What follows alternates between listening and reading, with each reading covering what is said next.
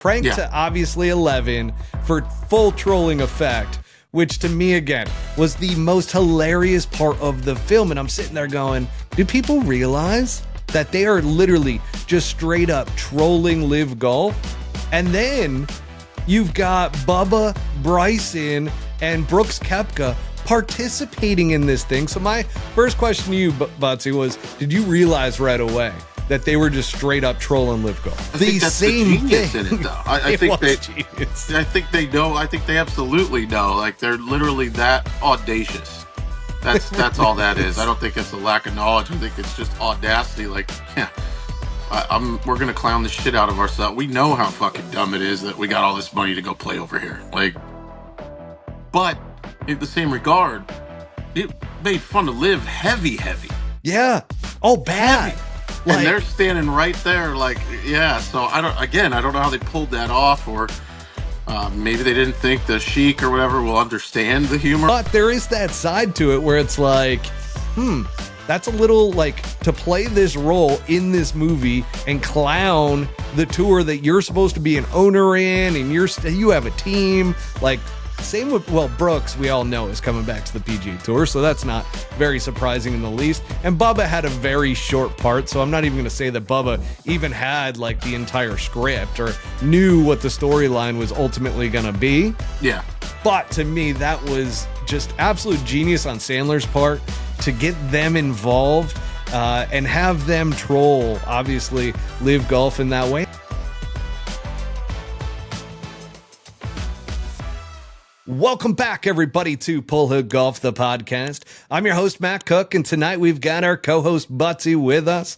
Tonight's show is a review of Happy Gilmore 2 in the only way we know how to do it, which is Pull Hook Golf style, which means it's going to be unfiltered mayhem, folks. But before we dive into the show, first a quick shout out to our sponsors. And by the way, a quick spoiler alert, if you haven't watched the show, please hit pause right now, go watch that 2-hour circus, and come on back over, because we do have quite a few spoiler alerts here tonight, and it starts pretty much right from the beginning of the episode. So let's start with our sponsors, though, and Devereux Golf. I'm rocking the Cars, Coffee, and Golf hat from their latest collection. And folks, if you like Devereux Golf and you like this podcast, show us your support, save some money out there by using the promo code PullHookGolf20 at checkout for 20% off your entire order at DevereuxGolf.com. Might I add to that, Maddie? That is the best discount code you are going to find on Devereux gear anywhere. So. Yeah, so even if you hate the podcast and you listen to it out of spite, use that promo code, because it's going to save you the most amount of money over at DevereuxGolf.com. Yes, that's a great point. Next up, we've got Rokform, who is giving you 20% off their entire lineup of gear by using promo code PullHook2025. So that is PullHook2025, all one word. And I'm obsessed with their speaker. I use it all the time. And I use the Golf Shooter Pro on a daily basis. If you don't know what that is the golf club shaft with the magnetic holster for your iPhone. And I use it on the golf course. I use it in the gym. I use it for filming all the content for the 5 a.m. comeback. And even for this show right now, I am using it in order to film this episode. So I love it. Go to rokform.com, which is ROKFORM.com. And lastly, tonight's episode is sponsored by Stark Health. They are the holistic health approach, transforming my health and fitness. It's an absolute game changer. I'm not going to spend too much time going into details, but you get an entire team over there at Stark Health. And yes, folks, if you're not based in California, you can do it virtually as well, as long as you can go to L.A. once in a while. I go once a month over to L.A. to make sure that I am absolutely dialed in, do all the blood work and everything. And man, it is an absolute game changer for me. So go to stark.health for more information there. Now let's get into the show, Buttsy, because first off, Happy Gilmore 2 is a wild ride of nostalgia and cameos, but right out of the gate, Happy absolutely drills Virginia, his wife, with a tee shot, and she drops like a fly. Yes, folks, she's dead. So we're starting at DEFCON 1 on the crazy meter when we're talking about Happy Gilmore 2. From there, the nostalgia really begins with Shooter McGavin. Then you got Ben Stiller's character, which is classic, of the psycho orderly. And of course, Chubbs with his wooden hand. And you got Chubbs' son now with a wooden hand. And even the gold jacket. Every 96 memory is stuffed right into your face faster than a free beer at the turn.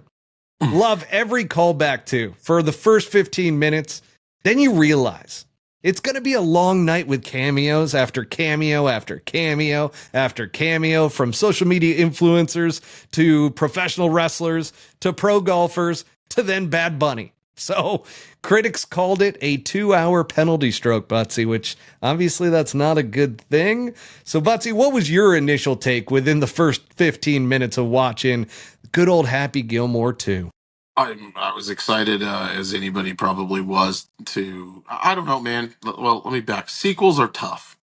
Sequels are really tough. It's hard to capture the essence without copying the essence from the first one, and they copied it, and it was just cheesy as all fuck. Like, I gotta be honest, it just was so bad. Like, I feel like they should have created a new storyline instead of bringing back all the old characters. They should have introduced new ones that were as classic or become new classics like the first ones did. You know what I mean? Yeah.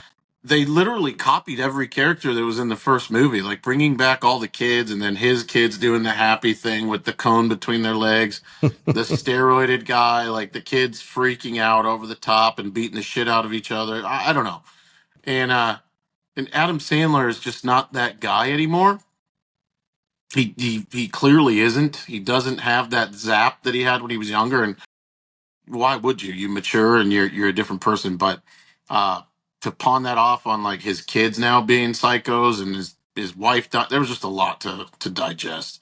Now, that said, I did laugh out loud. There was a couple parts that were pretty fucking funny. I'm not gonna lie. Ben Stiller's character though, terrible. Nothing like the original character. I kept saying like, why does he keep talking like that? Like, he's trying to make the voice from the first one because he's old now and he's probably a little more raspy than he used to be, and it just came out as like this forced, like, oh, Mr. Gilmore. Like, I don't know. I'm rambling, but I was disappointed, and I found myself kind of locking in and then being back on the phone every few minutes, and then that's kind of okay. That's cool. We've got some comments too from the audience. Like Austin says, favorite happy flask. Mine was the cuckoo clock, grandma's cuckoo clock. And all of a sudden a bottle of, I believe it was Jack Daniels came out. That was, to me, that was the best one. There were some more as well. And then we've also got that daily drinking, the hand sanitizer repeatedly was classic. Oh man, it was how do I say it? Because I love Adam Sandler. I love Happy Gilmore 1. To me, it just became repetitive with the cameos and with just a reach with trying to bring in everybody in pop culture right now or social media wise. It just was a little bit too much from the cameo side of things. That's all it was. It was, and here's the thing though, I did see some people on Twitter beforehand, before watching it, and I watched it with my wife, we watched it, and there were certainly like the nostalgia factor I was ready for, and that's the part that I was there for it. Everything else from storyline and so forth was, what you could expect from a second movie or a sequel to the original that was so iconic and classic and so many years later. That's what I think is even more difficult, is picking up the storyline years and years later and having it make sense and be a good actual movie. That's really tough to do. But if you just want some stupid humor, like I feel like Will Ferrell movies are very much in the similar realm to where like, it's going to be stupid, but you're probably going to laugh a lot. And if you want some good humor along the way, Adam Sandler, I believe, delivers on that front to where there's some good one-liners in there. And there's certainly some moments that make you laugh, like Charlie Hull, for instance. Female LPGA player, always smoking darts out there. She was funny with her little tiny cameo that she had. For me, and we'll get into this a little bit later as to who our favorite PGA Tour or LIV Golf guys were in the movie, but I do want to get to the new wrinkle in this movie, which I actually laughed my ass off with this new wrinkle, which was enter Maxi Golf with a rich founder looking to make golf more entertaining with neon lights, fireworks, walk-up music, shotgun starts, trophy girls, a whole circus. That is a direct reference to LIV Golf, cranked to obviously 11 for full trolling effect, which to me, again, was the most hilarious part of the film. And I'm sitting there going, do people realize that they are literally just straight up trolling LIV Golf? And then you've got Bubba, Bryson, and Brooks Koepka participating in this thing. So my first question to you, Buttsy, was, did you realize right away that they were just straight up trolling LIV Golf? Absolutely. I kept thinking, how is the PGA Tour? How did they get, like, what did it cost them? Or is there a deal that had to be made to show that, you know, the number one on the PGA Tour with basically the number one on the LIV Tour hanging out in harmony and battling a made-up tour that's making fun of the other tour? I don't know how they pulled that off. I know media rights and shit like that. I don't know. I mean, what do you think? There had to be like a workaround or something, right? I just think guys were excited to like be a part of the movie, but I will say this. Were you surprised that the LIV Golf guys like Bubba, Bryson, and Brooks participated in this film and were even allowed to by the Saudis? No. No, I wasn't surprised that they participated at all, or that they were yucking it up with PGA Tour players. Like I said, we've been saying it for a long time. I think that whole made-up rivalry is more of a myth than it is like real hatred. Like, I'm not going to go talk to you like we didn't play together 5 years ago. Like, I think they're probably all still very close on some level. So I don't know. I just don't know how they pull it off. That part to me, like, yeah, what you're saying is absolutely accurate when you talk about LIV Golf guys, PGA Tour guys. They really don't hate each other. It's more so built up by the media and everything. And, you know, there's guys that they all like and don't really mind being around and so forth. I was shocked, though, that the LIV guys, and I just don't think that they read the entire script or understood how much they were being trolled, because they showed up on the other side of the joke. I mean, Bryson, Brooks, and Bubba, they all were sitting there cashing their checks while the script roasts their league. I mean, it was verbatim the same thing. In it, though. I think they know. I think they absolutely know. Like, they're literally that's audacious. That's all that is. I don't think it's a lack of knowledge. I think it's just audacity. Like, yeah, we're gonna clown the shit out of ourselves. We know how fucking dumb it is that we got all this money to go play over here. Like, but in the same regard, it made fun of LIV heavy. Yeah. Oh, bad. Heavy. Like, and they're standing right there, like, yeah. So I don't know how they pulled that off, or maybe they didn't think the Sheik or whatever will understand the humor. I don't know how they got away with this shit. Also, because of the whole LIV Golf like issues, and a lot of people don't realize the issues that are going on behind the scenes over there at LIV, where next year they're not going to be paying for the DP World Tour fines anymore. So players are going to have to start paying that if they want to play over on the DP World Tour. On top of that, you know, Bryson in negotiations was basically told, no, you're not getting money for an extension. And you know what? He's played it. Obviously, he's going to play it straight up the middle when it comes to the media and say all the right things for LIV Golf and everything. But he has alluded to the fact that, you know, I know my worth and I know LIV is going to have to pay me. And I think that we'll end up coming to an agreement. But there is that side to it where it's like, that's a little like to play this role in this movie and clown the tour that you're supposed to be an owner in, and you have a team. Like, same with, well, Brooks, we all know, is coming back to the PGA Tour, so that's not very surprising in the least. And Bubba had a very short part, so I'm not even going to say that Bubba even had like the entire script or knew what the storyline was ultimately going to be. Yeah.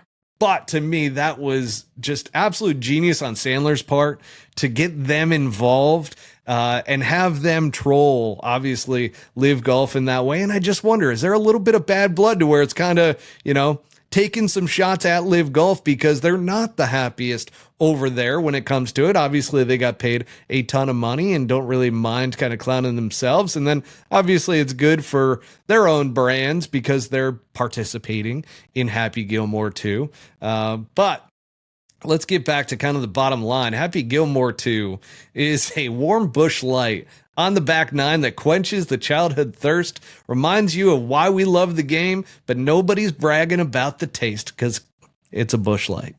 And that is the movie in an absolute nutshell. But I do want to ask you, who was your favorite player? Like, who acted the best out of all the players? Fuck, dude. None of them? Who acted the worst maybe is like the all right, let's set around. Who acted the worst? And I'll answer it both ways. Like the cheesiest shit I've ever seen, seeing these guys try to, I think Xander did a pretty good job. Okay. That's not bad. Like being kind of authentically himself. Who got huge praise was Blondie, Zalatoris. Oh, yeah. And could not have been worse acting. Like, it just gets, like, didn't even, like, just shaking him out. And yeah. I'm with you. I did not think Zalatoris was that great in it, but to me, Scotty Scheffler was the highlight of the players because that's a side to Scotty we never see, right? We don't really see the personality, and for him to be able to act a little bit, like even though it wasn't great acting, like none of the players were great.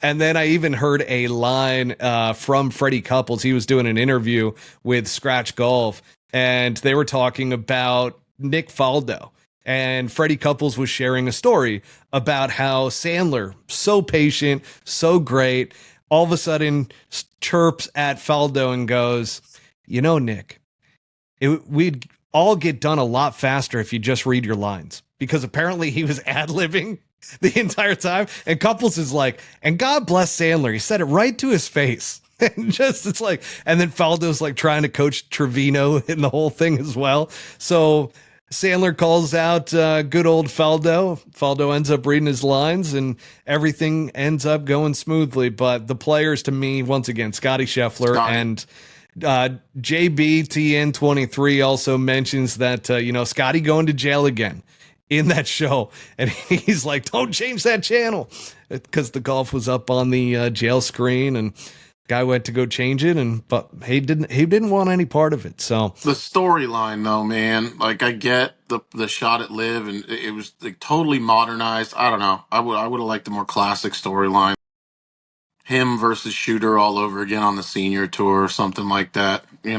They did make it too ridiculous, like in the trolling of LIV Golf, to where the golf course was insane and ridiculous and didn't make a whole lot of sense. Like it was like a mini golf course on steroids. And like, I get it. Like they were ripping the shotgun start and all that kind of stuff that comes along with LIV Golf and trying to say how silly it all is.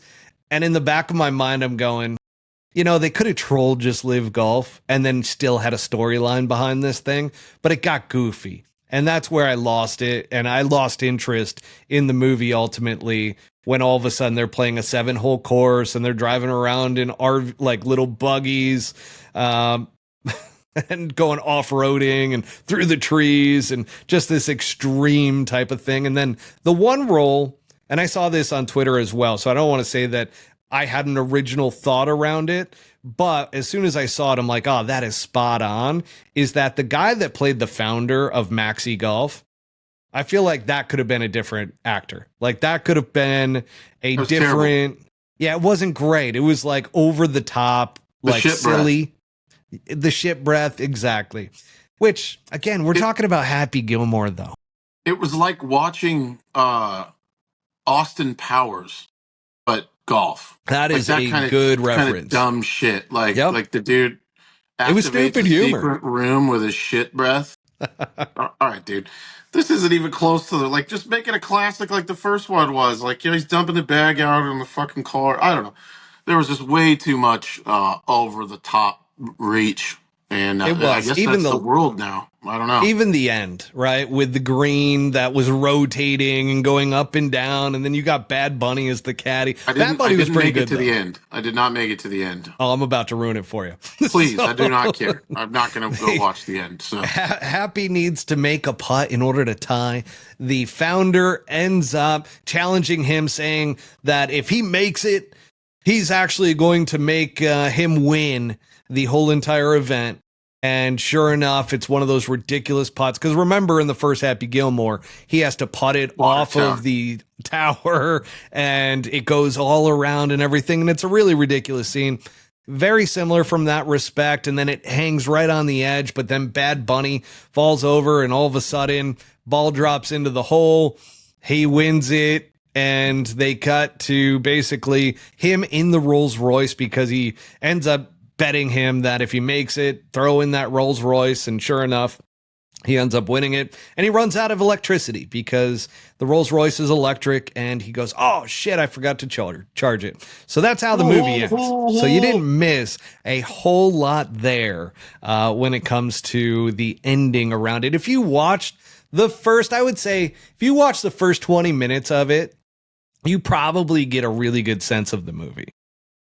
Yeah, I think I got a little over halfway through over the course of a couple nights. I started night one, fell asleep after about 20 minutes. Night two, I planned to finish it and just didn't do it. I just lost interest, man. I'll be honest. I just kind of was like, okay, I kind of get the gist, and it's cool to see all these characters, and now it's getting a little ridiculous. It's like a Netflix show. It's like every Netflix show. Well, Trot brings up they could have done a 2-man Happy and Shooter against the tour players.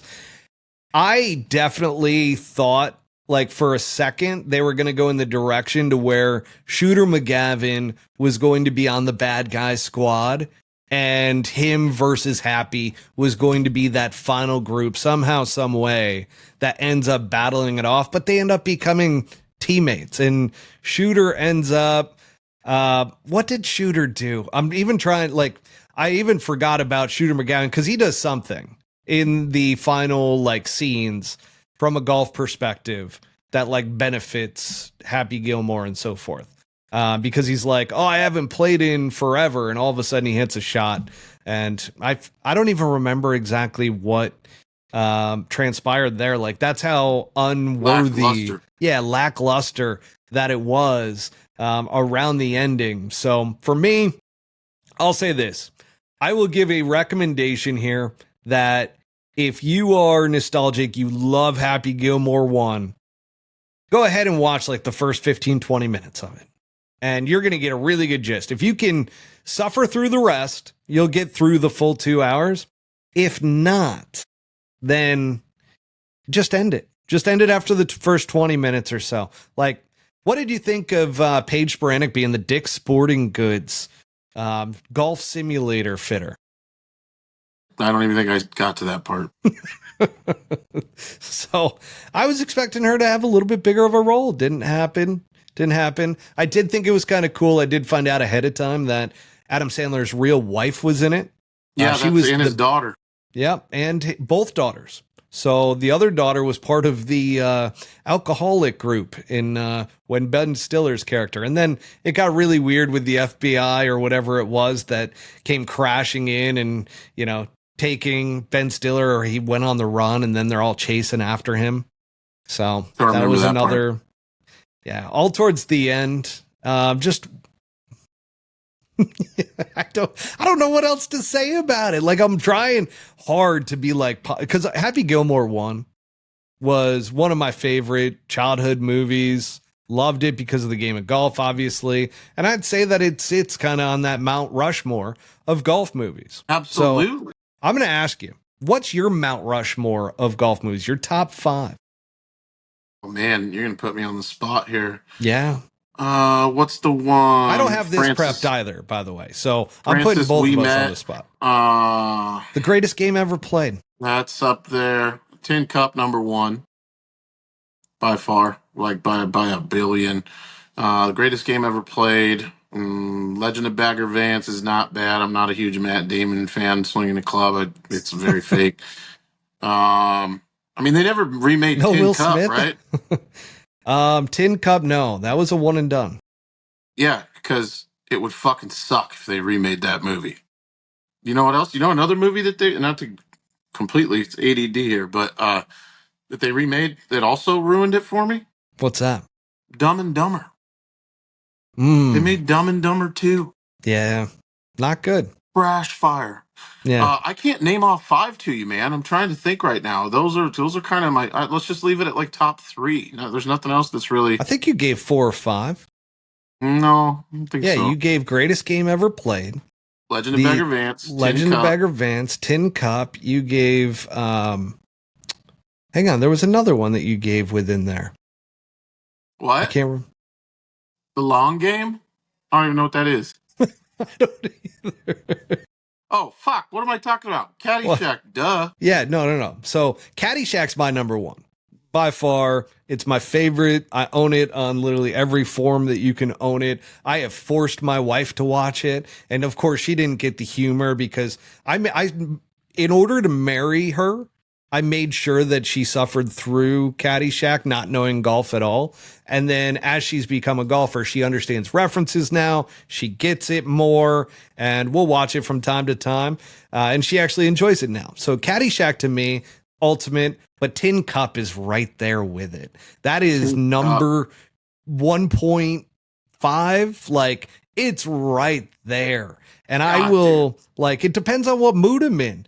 If I want just a classic, I'm probably like, if I want to laugh, I'm probably going to go Caddyshack. If you don't want to stress out. Yeah. If I want to feel like, you know, a failed golfer, and I would go with definitely Tin Cup. I like where you went with the greatest game ever played. I actually do like the Legend of Bagger Vance. And there's one with Dennis Quaid. I can't remember the name. Oh, God, I've seen that. Is that the one you're talking about? The Long Game? No. I've seen the movie you're talking about, and it's very underrated. Yes. And the Long Game. The worst movie ever was Caddyshack 2 for golf. Worst movie ever. Watch it sometime. It's absolutely the worst golf movie you will ever see. You'd be like, how'd they do Caddyshack 1 and miss so badly on Caddyshack 2? Drugs. Yeah, it really was. I mean, there's a book here on my shelves that is all about the original Caddyshack and just how it was drug fueled, you know, wild times. Like, they were literally partying the entire time. So, and a big rivalry apparently between Chevy Chase and Bill Murray, which is interesting. I wonder if that still exists today, or they're cool now. Yeah, you wonder. You really do. Crazy that both of them are still alive too. But Happy Gilmore 2, I could have. I would not be mad if I could go back in time and didn't watch it.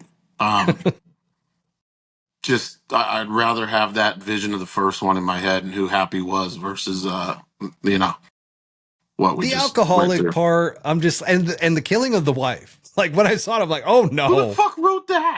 Yeah, I was just like, oh no, this is not. I knew right then and there that I was in trouble. That I'm like, okay, and I just prepared myself for a really stupid comedy movie. Didn't care about the storyline at that point. And I think that's what you have to do. You just have to get rid of the storyline in your head as to like, this movie is going to make sense, and just look for the funny moments in it and have some good lighthearted laughs.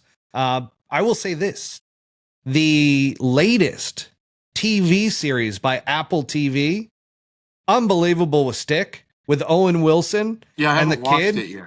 I'm going to tell you right now, that had become one of my favorite shows very quickly, to where like that first episode, I'm like, oh my God, I'm locked in. Like, I heard it's really good. Absolutely love, like, what a storyline.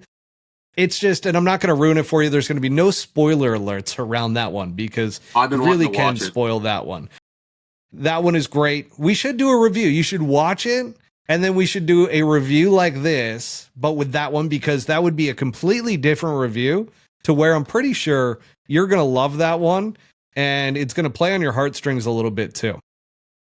So the storyline is not cheesy. It's like legitimate enough to where like a real golfer could relate to it. It's really good. There's one character that I'm like, oh, this is a little bit too too overboard, too woke, if I'm to say a proper word, I guess, that the kids use.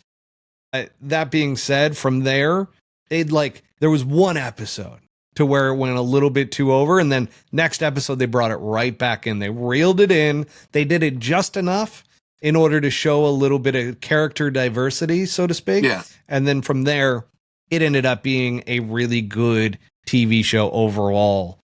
And a really great ending to it. Like, everything was great. There's some corny moments as a real golfer, you realize that, wow, that's not realistic. That wouldn't have happened. And yeah, I'll leave it at that. Okay. I may check it out tonight. I would say a 9 out of 10. I'm going to go with a 9 out of 10 for Stick. Bold, dude. Yeah. 9 out of 10? It's called Stick on Apple TV. It is a 9 out of 10 in my opinion.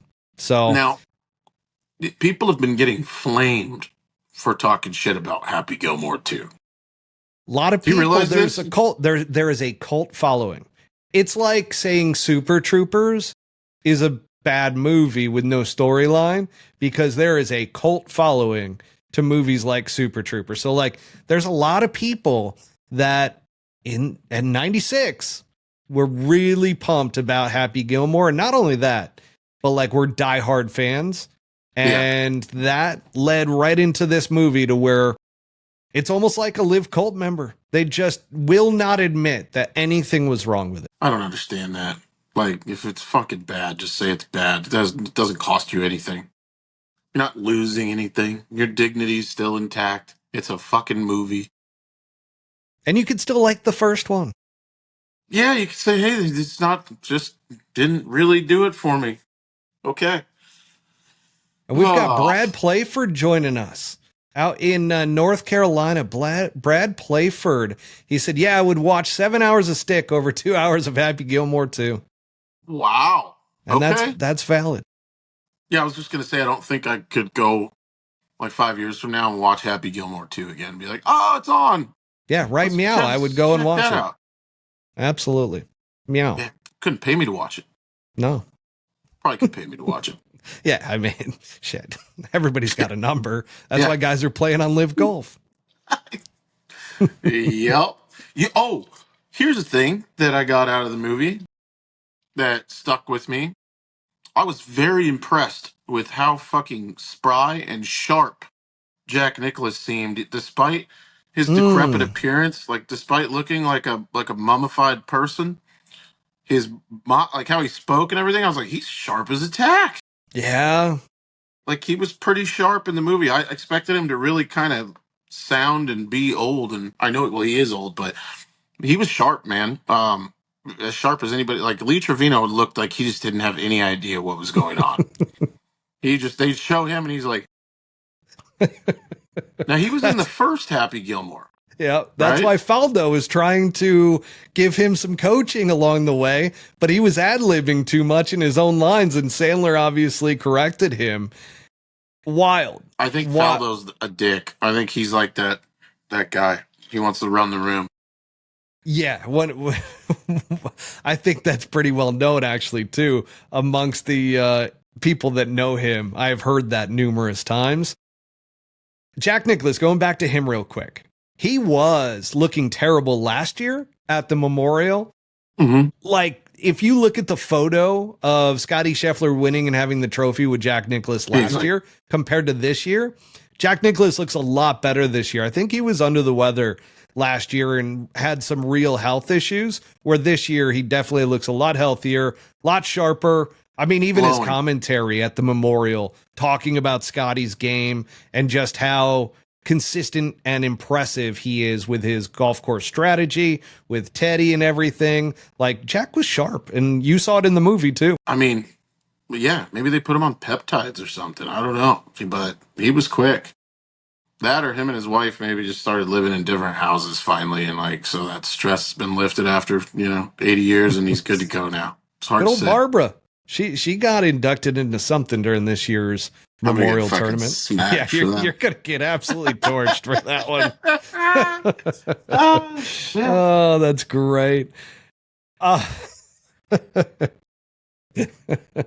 just know what's about to happen. As soon as we hit end recording, you're gonna be like, we got to stay on for a while. We got Trot Golfer says, like any Langer fan for longer. So in a couple of weeks, and I don't know exactly when this is going to be, folks, but I did talk to Trot today in regards to coming on. He's been getting some wild reach with the longer stuff. And pros are starting to reach out to him, like pros that have played along with longer and so forth. And these guys are against it and know that he's cheating. And there's some conspiracy stuff that's going on to where guys were told that they would be suspended or fined if they continued talking about it. Freddie Couples, get this, Freddie Couples didn't sign multiple scorecards after playing with Langer. He refused to sign the scorecards. So officials had to sign and attest his scorecard. How wild is that? So in a couple of weeks, Trot's getting prepared and ready to go with a big episode with some breaking. I hope I didn't give away all of the stories, but no, you alluded to. So I know Trot's about it, and it definitely is cheating. It's nice to know that this is a known thing. This is not taken like there are people that are actually mad about it. Especially when you bring in Freddie Couples. The impression nobody cared. Yeah, exactly. Yeah, like but apparently a lot of guys did care. I mean, fuck, they're not playing for little money, and I guess it makes sense, man. If you go from that to hovering, and maybe you don't, I don't know. It's cheating. Yeah. Bottom line, it is absolutely cheating. So in a couple of weeks, we're going to have him come on. We were supposed to have Sam Hahn come on, but did you hear the latest around LIV Golf and being sold for $200 million? TaylorMade by him? I don't know. No, it's a private equity firm. Isn't it the equity firm that owns TaylorMade? I don't know. I think so, but we'll see. Yeah, so who knows what that's going to do? Is that going to... Yeah. Because Sam was big. Sam. Yeah, I mean, he obviously gets to exit and have a ton of money, and who knows, he can stay on as CEO, right? So that's not completely out of the picture. Love to still have him on because would love to get to the bottom of kind of who the private equity group is, what's his role going to be moving forward, and if anything's going to change with the process, because he was on originally talking about how the difference with LIV Golf really was around their precision and making sure that a putter was exactly balanced, and how you can't really do that in mass production. So TaylorMades and so forth, they wouldn't be able to do exactly that because, you know, and he was talking too about how like the Mez 1 is a really tough putter for them to get completely balanced. And it takes a lot of time and precision in order to do that. So it's just a very interesting like scenario that what is going to happen, because obviously you're going to want to expedite these putters getting out there. People are waiting 8, 10, 12 weeks in order to get a putter in their hand. And I'm a big LIV Golf guy. I love the brand, love the company. I'm absolute believer. And that putter's been in the bag longer than any putter I think I've ever had. I mean, yeah, I would love to talk to him about it. I think it's inevitable, right? Like they bought it because they're going to make money off of it. And the only way to do that when things get bigger is to not cut corners, but I guess like make things a little more efficient. I've seen it in my line of work too. And maybe the tolerance goes down by 2%, where it's not exactly perfect, but it's 98.4% perfect, right? And like, who knows? So, yeah. Here's interesting. Brad Playful brings up, which he's a finance guy. LIV bought by L. Catterton, the private equity firm backed by LVMH, that big retail brand that owns basically, it's a conglomerate. Okay. Very interesting, because I believe they had bought one of the brands that used to be like handmade sunglasses was Persol, and then I believe they were bought by them as well. I could be wrong. Look it up, folks. Luxottica is the one that has all these sunglasses, and I could be completely wrong on LVMH, but I do know it's a huge conglomerate of all high-end retail. We'll see what happens. I mean, God, That's the goal of anybody, though, right? I mean, to make a great product and then to be able to get out like he did. I mean, there's a lot of guys that start and never get to that point. So we've got cool. some interesting content that is going to be coming down the pipeline as we get into the FedEx Cup and then into silly season afterwards. But the big one that we're still going to have a big show around is the Ryder Cup, obviously, and especially with it being in New York. We'll see how this all pans out at Bethpage Black, but something to look forward to. And I don't know, like during the FedEx Cup, like last year, I feel like we went down that path with the FedEx Cup to where we talked about it every single week that it was going. I don't know if I really want to do that this year. I think we might have some more episodes like this and more topic driven during that time. And then obviously for the actual FedEx Cup, we will certainly be talking about that. And then the Ryder Cup, we'll certainly be talking about that as well. Yep. And any final thoughts? Grass League and what's going on there. And there's a lot of shit going on in the world of golf outside of what we've predominantly discussed over the past year and a half or whatever. So yeah, we'll put pen to paper, and I think there's some exciting stuff to come. Yeah, I think we're going to have another appearance by Todd Dobson at some point from the Grass League. We'll certainly There's a talk lot of to people him. that have hit me up that want to be on that I still have to, we just have to sit down and figure it out. But there's a ton of, we need to do more guests. It's a lot of fun. Yeah, I think that's where we're going to start heading towards. I did an interview with Terrence Daniels, T-Dog. And sure enough, he was asking me, where is Pull Hook heading? And this was a couple months back. And I'm like, we're going to be bringing on a lot more guests. And that is still the plan. So Buttsy and I, we're going to have quite a few guests come on to the show and join us. We did have Nick Tarnaski a few weeks ago, which was phenomenal. And if you haven't seen that episode, go and watch that episode. That is the ex-NHL enforcer who got into the famous viral golf course fight that was circulating around social media up in Canada. And man, it is an absolute pleasure to watch that video and then obviously see that interview with Nick. He was absolutely great during the time that he spent with us, and very gracious too with his time. Mm-hmm. So yeah, we've got some more stuff on board as we get to kind of the finish of the golf season this year and into the end of the year. I can't believe we're even saying that. We're in July. It feels like we're at the end of the golf season. All the majors are done. We've got the FedEx Cup and then the Ryder Cup, and that's it.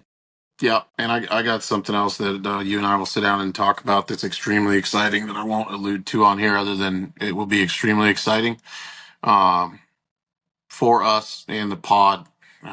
Location, people, it's just the whole thing. You're going to love it. So love that. Yeah. We'll talk offline, but folks, once again, our sponsors for tonight's episode. First off, Devereux Golf. You can utilize the promo code Devereux Golf. Devereux. You can use the promo code PullHookGolf20 at DevereuxGolf.com. I almost went into the whole spelling of the website and everything. Just got a little bit mixed up there. Rokform is another sponsor who's giving you 20% off their entire lineup over at rokform.com. You can use the promo code PullHook2025. And then finally, folks, Stark Health, who is helping me with my 5 a.m. comeback, the full transformation, sponsoring this episode. We are grateful for them. So go over to stark.health. If you are interested in a full transformation, spot to go, full holistic team. It's not just about personal training. It's not nutrition. It's not just blood work. It's not just chiropractor. It is everything combined along with a naturopathic doctor. So I hate to say it, but without telling everybody how bad everything was and getting into detail, my health was in shambles and I didn't even know it. So getting in there and getting back on track with everything is probably going to save me some years on my life. That is for sure. And hopefully I don't run into an incident over the next 10 years because that's ultimately was becoming a guarantee based off of everything in my blood work. So yeah, long story short, it's beyond just golf. It is a full transformation that I'm going through in order to be healthy for the years to come. So again, really excited about them as a sponsor too. But without further ado, folks, we appreciate you. Peace out. A-Town down.